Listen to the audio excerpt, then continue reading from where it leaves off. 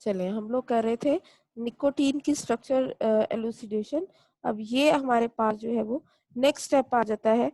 ये वही स्ट्रक्चर है जो कि पिनार ने जो है जिसको फॉर्मुलेट किया और उस अपने काम को आगे लेके चला है। जो निकोटीन का अभी तक जो है वो एग्जैक्ट स्ट्रक्चर जो है ये वही आगे दे के जो है उसकी जो हमने पहले रिएक्शंस किए थे उन्हीं को एक्सप्लेन किया जा रहा है कि ब्रोमिनेशन हो रही है और उससे आपको जो प्रोडक्ट मिलती है वो डाईब्रोमो निकोटीन।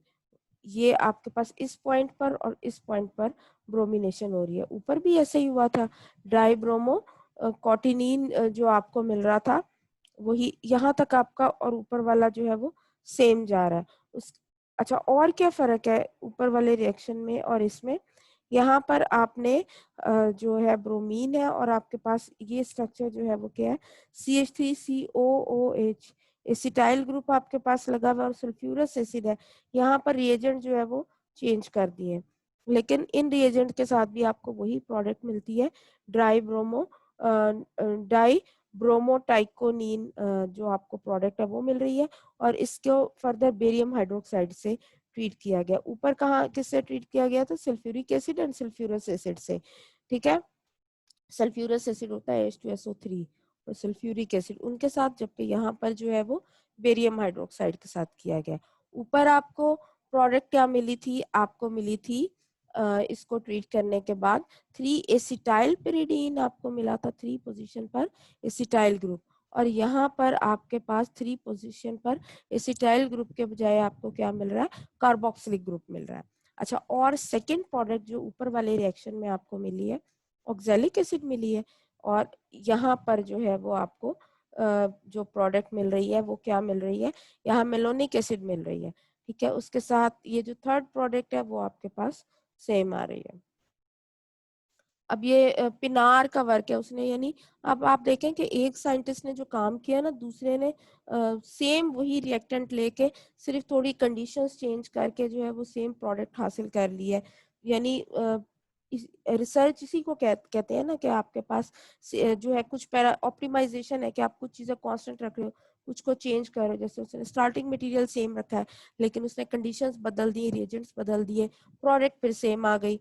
ठीक है, लेकिन इसमें आपके पास जो मेजर प्रोडक्ट है वो सेम आ गई, लेकिन माइनर प्रोडक्ट में आपके पास वैरायटी आ जाती है। द मोस्ट डायरेक्ट इस तरह से आपके पास डिफरेंट जो है वो प्रोडक्ट्स बनती चली जाती है। सिंथेटिक केमिस्ट्री में यही चीज है कि नई नई चीजें सिंथेसाइज होती चली जाती हैं। The most direct analytical evidence for the presence of pyrrolidine nucleus has been given by Karrer. अब वो 1800 कुछ में हो रहा था सारा काम, लेट मी सी एग्जैक्ट 1800 समथिंग में हो रहा था ना। अब ये 1925-26 में भी उसी काम को जो है फर्दर उसमें मॉडिफिकेशन की गई है।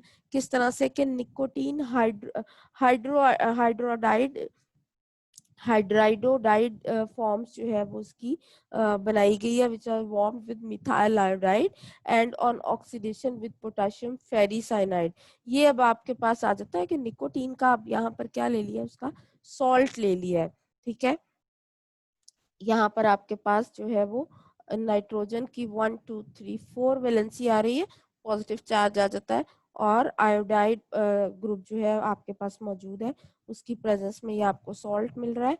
और इसको जो है पोटेशियम फेरी साइनाइड के Fe3 K3FeCN6, फेरो होता है K4FeCN6, और दिस इज फेरी K3FeCN6, उसके साथ मिला के ट्रीट किया है। तो इस पोजीशन पर जो है वो आपके पास जो है वो कीटोनिक ग्रुप या कार्बोनिल ग्रुप जो है वो आकर अटैच्ड हो जाता है। आपको मिलता है निकोटीन से निकोटोन। ठीक है, ONE लगता है, ONE जब भी लगेगा किसी भी ग्रुप नाम केमिकल नेम के एंड पे, तो इसका मतलब है इसमें कीटोनिक ग्रुप मौजूद है। उसके बाद अब ऊपर जो है वो परमैंगनेट वगैरह से ऑक्सीडेशन की गई थी। अब यहाँ पर उसने क्या चीज चेंज की है? क्रोमियम ट्राईऑक्साइड जो है आयन, या सॉरी क्रोमियम ट्राईऑक्साइड जो है, इसको एज एन ऑक्सीडाइजिंग एजेंट जो है वो यूज किया। अब पूरे का पूरा जो रिंग है ये ऑक्सीडाइज हो जाएगा। तो आपके पास जब भी रिंग ऑक्सीडाइजेशन होती है, ऑक्सीडेशन होती है, तो COOH में कन्वर्ट हो जाता है। तो ये आपके पास कार्बोक्सिलिक एसिड आ गया, ठीक है। इसको हम कहते हैं हाइग्रेनिक एसिड। अब Pinner's formula for nicotine has been confirm by synthesis. अब मजीद कंफर्म किसने किया? अब ये था कैरर 1925 से 26 में, और फर्दर आ गया स्पैच एंड ब्रिटेशनीडर जो है आपके पास साइंटिस्ट, इसने 1928 में, यानी करीब करीब ये 1926 में वो काम हुआ है। तो इसकी फर्दर सिंथेसिस आगे हो गई, और अब उससे क्या हुआ, अगेन वही जो फॉर्मूला था उसकी कंफर्मेशन हुई कि जो पिनार कह रहा था कि ये फॉर्मूला है तो वो ठीक है, क्योंकि फर्दर सिंथेसिस उन्होंने उसको लैब में सिंथेसाइज कर लिया। किस तरह से किया? सक्सीनामाइड है आपके पास स्ट्रक्चर, उसकी इलेक्ट्रोलिटिक रिडक्शन की। अब अभी तक हमने इलेक्ट्रोलिटिक रिडक्शन का मेथड नहीं देखा था, सक्सीनामाइड भी यूज नहीं किया था। इससे आपको मिला 2-पाइरोलिडोन, ठीक है। डोन अगेन ONE ग्रुप है, यानी कीटोनिक ग्रुप, दिस वन, ठीक है। आपके पास 2 पोजीशन पे पाइरोलिडोन, पाइरोलिडीन से पाइरोलिडोन मिल गया। उसके बाद आपके पास डाइमिथाइल सल्फेट और सोडियम हाइड्रोक्साइड, इसके साथ जब रिएक्ट किया तो N टर्मिनल पर आकर मिथाइलेशन हो गई, दिस वन। नेक्स्ट आपके पास क्या है? आपके पास पेरिडीन है, उसके साथ इथाइल एसीटेट ग्रुप है, C2H5COO, आगे आपके पास ये पूरा रिंग आ जाता है। इसको जब ट्रीट किया है यहाँ पाइरोलिडोन से, ठीक है, 2-पाइरोलिडोन से, तो अब इन्होंने आपस में कंडेंस अप होके आपको जो प्रोडक्ट देते हैं, दिस वन प्रोडक्ट मिलती है, और इथाइल सोडियम इथॉक्साइड की प्रेजेंस में। अब ये जो आपके पास स्ट्रक्चर है, ये यहाँ से ब्रेकअप होता है, और आपका ये पूरे का पूरा जो रिंग है ये इस तरह से आके ज्वाइन हो जाता है। अगेन सोबिया की कॉल है, लेट मी अटेंड द। हाँ जी, यहाँ से इसकी ब्रेकिंग होगी और आकर जो है वो अटैचमेंट हो जाती है in the presence of sodium ethoxide. यहाँ से आकर ये जो pyrrolidine N methyl pyrrolidine group है, बल्कि पायरोलिडोन ग्रुप जो है वो आकर यहाँ पर इसके साथ अटैच हो जाता है। ये वाला स्ट्रक्चर आपके पास आ गया। नेक्स्ट जो जब आप इसको HCl के साथ 130 पे ट्रीट करते हैं तो रिंग ओपनिंग रिएक्शन होता है। यहाँ से आके रिंग जो है वो ब्रेकअप होगा और रिंग ओपनिंग आपके पास होगी यहाँ से। बाकी आप देखें, ये आपके पास पूरी की पूरी जो चेन है वो ये सीधी करके इन्होंने दिखा दी है। बीटा कीटोनिक एसिड जो है वो आपको प्रोडक्ट में मिल रहा है यहाँ पर, ठीक है। यहाँ से आपने इसको ब्रेकअप करना है, और ये आपके पास COOH, ठीक है, OH जो है वो इसके साथ आकर लगेगा, HCl की प्रेजेंस में ये हो रहा है। बाकी आपका ये पूरे का पूरा जो मॉलिक्यूल है, CH के साथ CH2 NH, और N के साथ आके H लग गया और CH3, आपके पास प्रोडक्ट आ जाती है। यानी ओवरऑल इसमें एडिशन हुई है, किस चीज की? वाटर एडिशन हुई है।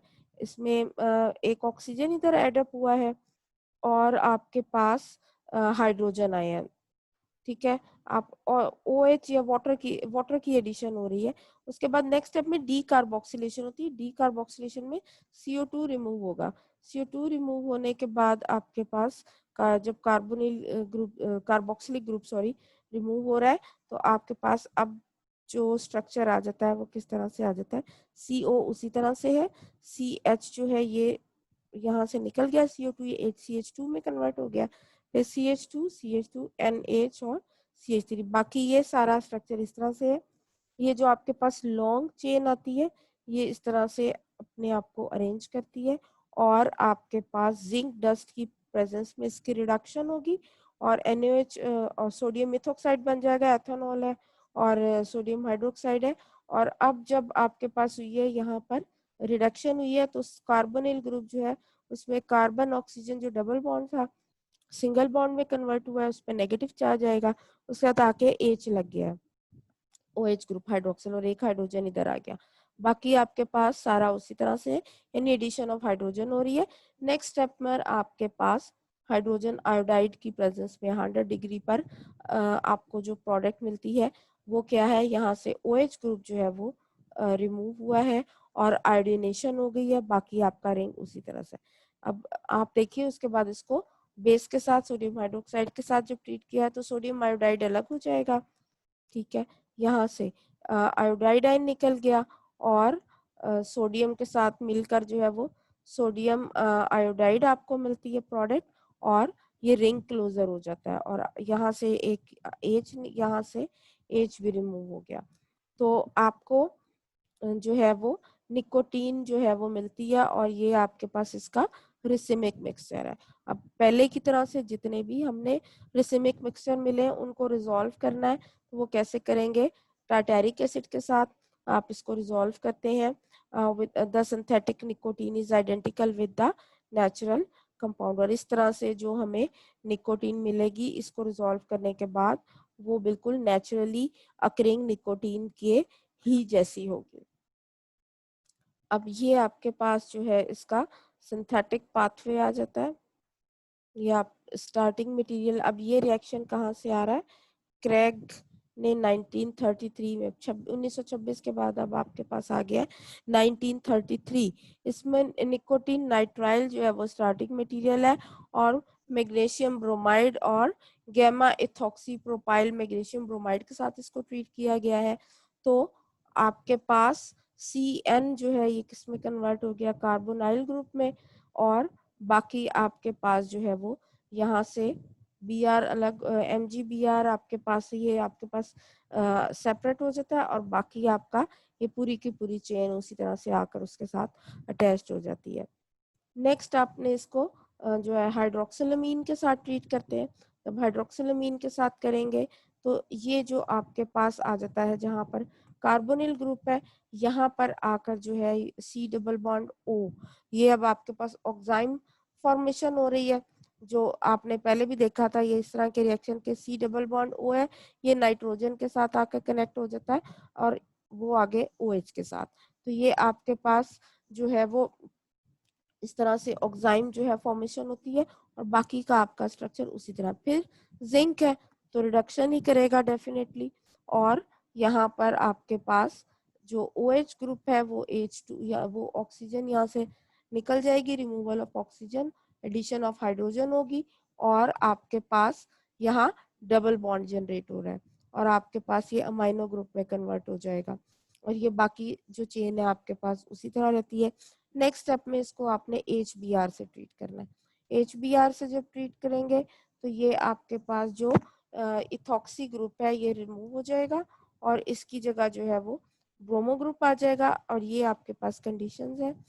नेक्स्ट में आप इसको इसी इन्हीं कंडीशंस में आगे जब चलता है तो रिंग क्लोजर रिएक्शन होता है और HBr आप इसमें से निकल जाएगा। तो HBr के निकलने के बाद जो है आपके पास वो नॉर्निकोटीन आपको जो है नॉर्निकोटीन प्रोडक्ट मिलती है, रिंग क्लोजर हो जाता है आफ्टर रिमूवल ऑफ HBr। अब इसको फर्दर मिथाइल आयोडाइड और सोडियम हाइड्रोक्साइड से ट्रीट किया है तो यहाँ पर आकर जो है वो मिथाइलेशन हो गई है, क्योंकि मिथाइल आयोडाइड से किया है तो ये जो आपके पास हाइड्रोजन है ये मिथाइल ग्रुप से रिप्लेस हो गया and this is converted into nicotine. अब ये एक और तरीका है सिंथेसिस ऑफ निकोटीन का। और उसके बाद ये मेथड किसने यूज किया है, क्रैग ने 1933 में।